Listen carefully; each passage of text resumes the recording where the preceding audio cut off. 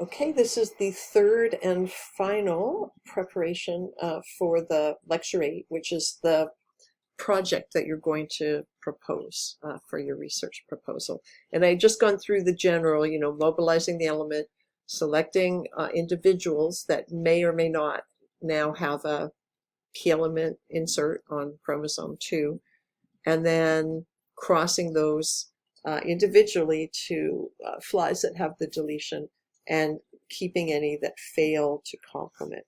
Okay, and just a reminder that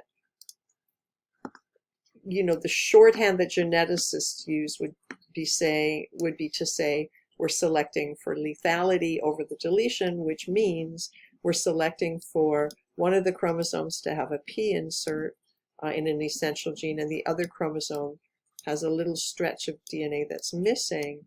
And if those are mutant, they have not complemented. And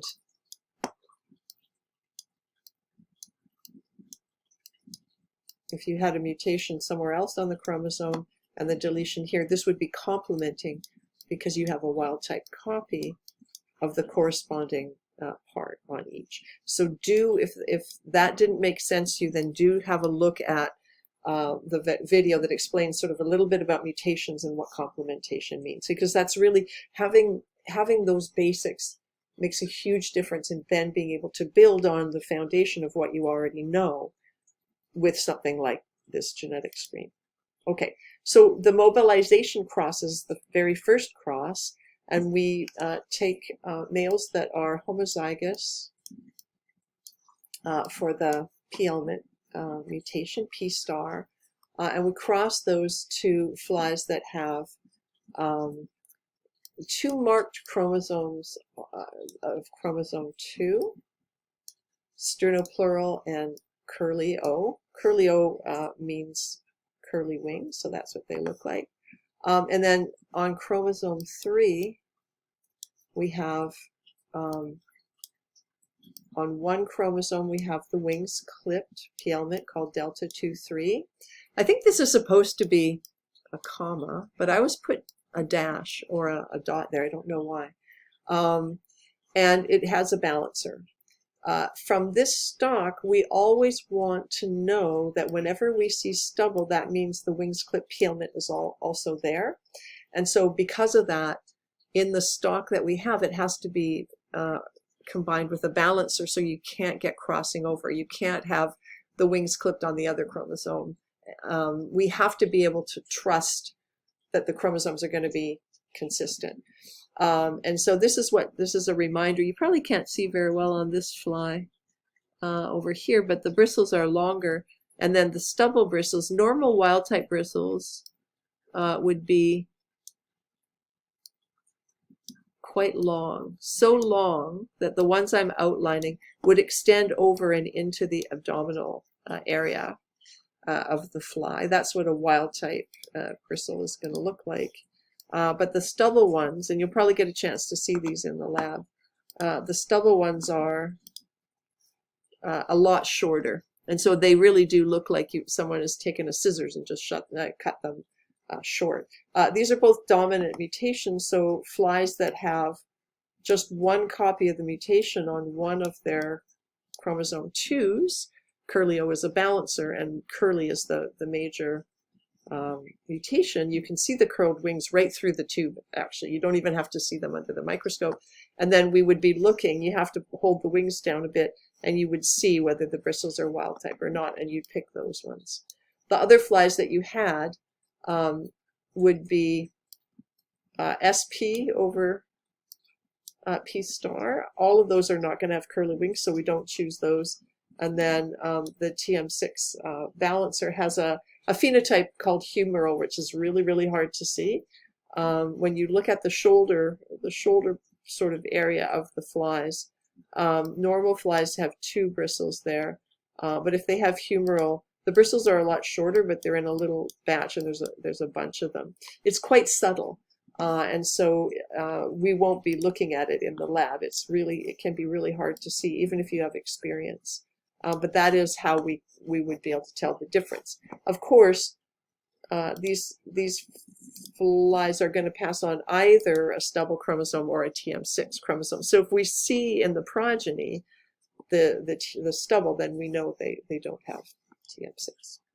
So we can tell because these are the only ones that are going to have the curly and the stubble, and so we'll collect those males, and that's our first step.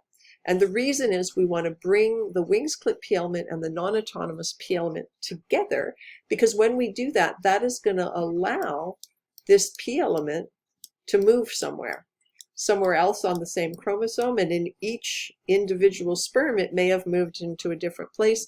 It may also have moved completely off chromosome 2 onto the Y chromosome or something like that.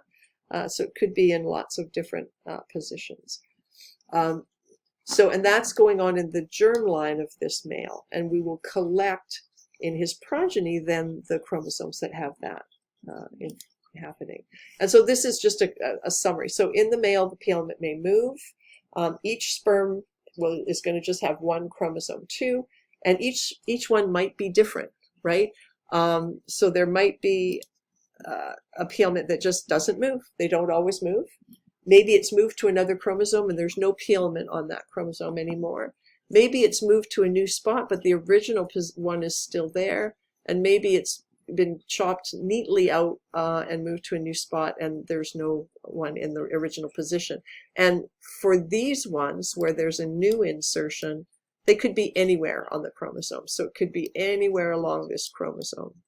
And in each case, it could be in a, of course, a different position, right? So I want to make it clear, these aren't 4 possibilities. These are hundreds, thousands of possibilities, because each of these triangles could be, this is how we show insertion into a chromosome of an element. A triangle is used. It's just a convention. But this triangle could be anywhere along this chromosome. So we have to now, now that we've got these males, we collect their offspring separately in each offspring, and that offspring from those males we're then gonna test.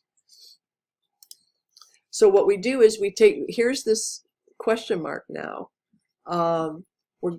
and something may have happened on this chromosome or it may not. So here's the males, and then we're just gonna cross them to these females. Now this is what we call a driver, and for most of you it's not going to make any sense. So I will talk about GAL4 UAS systems later in the semester. All you need to know is that there's no particular mutation that we're interested on this chromosome. This is a balancer that is called curly roughish, and it has curly eyes, or sorry, curly wings, just like before, but it also has ROI, which is roughish. And so this is a wild type eye, and roughish it looks like this. The eye is smaller than usual. You can see that. These are both at approximately the same magnification. And also, if you were to look, the eyes are composed of these sort of hexagonal ommatidia, and they're packed together really, that's probably not drawn right, but they're packed together very nicely, kind of like a honeycomb almost, and you can see how neatly they are arrayed in the wild type. And here, if you were to look at the eye, sometimes certain ones are fused together and they're sticking out, and in other cases they're recessed because they're smaller. So you get this really strange kind of rough appearance where the little ommatidia, they're not packing together neatly, so they're all crumpled up and down and all over the place. And you will get a chance. Do I have roughish in the lab? We might have roughish in the lab, I'm not sure. But if we do, I'll try to put it in one of the vials so you can see it when you're looking at mutations. Okay, and we have to do this because if you look at all the different kinds of progeny, curly wings is not good enough for us to select the progeny that we need. We have to make sure that we're collecting only individuals with the non-autonomous P element, that original P star chromosome that might, might have an insert on it in combination with this balancer. Okay, and then we're just putting wild type here. We don't normally, when we write the genotypes of the flies we're collecting, we don't normally indicate chromosome 3. So again, that's chromosome 2 first and then chromosome 3. But in our case, we're putting it here to indicate something really specific, which is we don't want any flies that have the stubble, because we don't want the element to move anymore. So basically, it may have moved. We're collecting one chromosome where it may have moved or it may not, and if it moved, it's in different places. We don't want it popping around anymore, right? So this is the genotype we select for our next step. So that's the mobilization, the selection, and now the testing part. The testing is now each of the males was, because this has been done already, one of the 498 students used his first initial, and so it was fly H1, H2, H3, and so on. And for the other student, she used her first initial V1, V2, V3. And so for each of these, H1, the male was crossed with about 4 or 5 deficiency females. So these are females that had SM6A. There's curly wings again. There's also cinnabar and some other mutations on here, but they have no relevance because you won't be able to see those anyway. And then deficiency 2R. So this hasn't got any phenotype by itself, but it's a little deletion removing those approximately 10 genes right beside the P star position. Okay. Oops.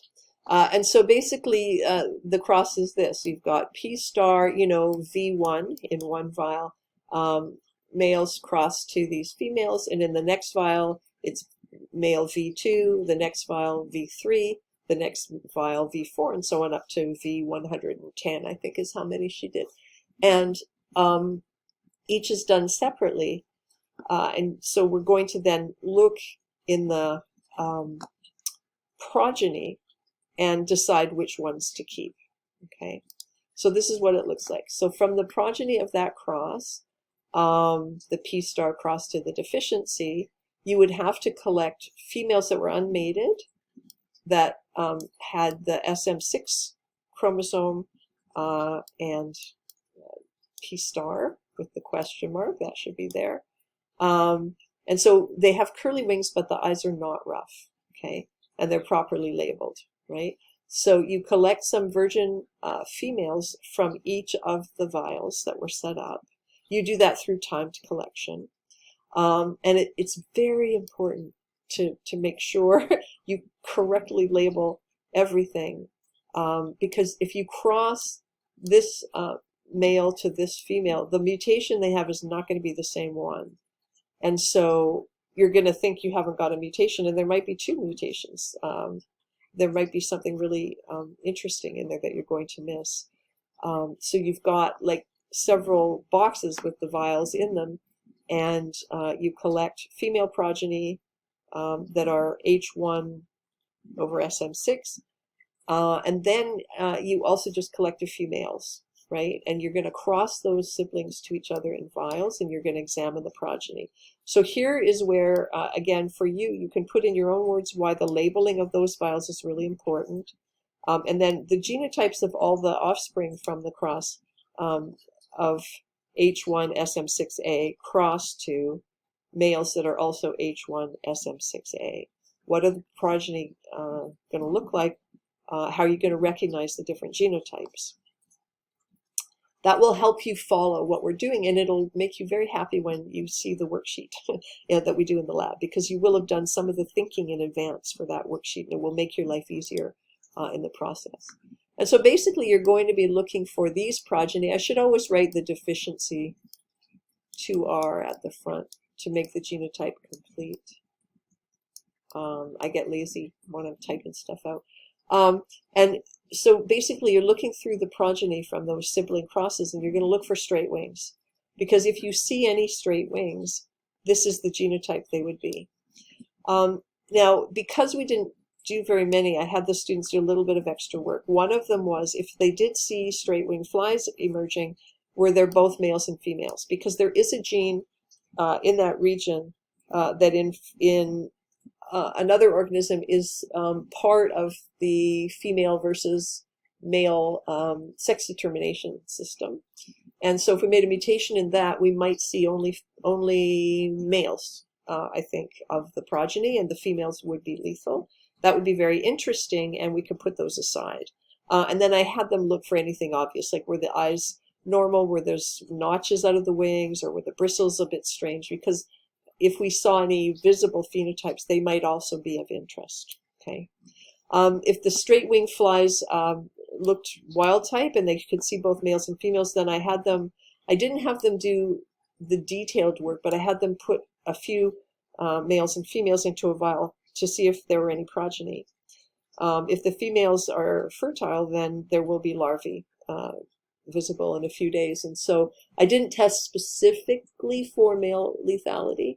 I didn't have them collect virgins again because it's a lot of work, but we could at least test for female fertility. And then most of the, of the 150 or whatever it is we did, I think it was 150, around 150 total. Most of them were thrown away, but if they didn't see any straight-winged flies, then they would keep the P star SM6 males and females properly labeled, and they would generate a balanced stock. So the way this works is that you almost automatically have a balanced stock because you're going to have heterozygotes. The P over P is going to be lethal, and the SM6 over SM6 is also lethal. So the only things that survive from one generation to the next are your heterozygotes. And so we have our balanced stock. Okay. And again, I keep emphasizing the labeling. It's really important because poor labeling has messed up many a screen. And there's such a lot of work to do that you don't want to do that. Okay, and so here's a few questions just to think about. If you think about these and come up with good ideas, you can run them by me or the TAs, but you will also get a chance to show your understanding on the worksheet we're going to do in the lab. Okay, and we do have a strain that is a putative DMAP1 mutation, and it turns out that these flies die early L1, so just as at the early larval stages, and it's exactly when the homozygous 1014 deletion dies. And this is not, you don't have to think about this particularly, but if you want to, you might want to think about how we would interpret that result. And again, you can run your ideas past me and we can discuss it if you like. Okay, and then further work, we also use some deletions that are near the DMAP gene, and some of them are kind of overlapping, and some of them remove DMAP1 and some of them don't. And so we did complementation crosses, and we have a certain expectation that if we've made a mutation in DMAP1, we should see lethality with all the ones that remove DMAP1, but with none of the ones that don't remove DMAP1. And we got those kinds of consistent results. And so if you want to, you can think that through and think about what we do. And then having done that, we will go ahead and also do some PCR and just think back through, I think it's the second intro where I talked a little bit about PCR, and I'm going to probably talk about PCR in the next lecture or the one after that. So either lecture 9 or 10, I think we'll be talking about PCR. Okay, I'm sure there are questions. Feel free to ask any. We'll go through it again in lecture, and we'll go through it again in the fly lab.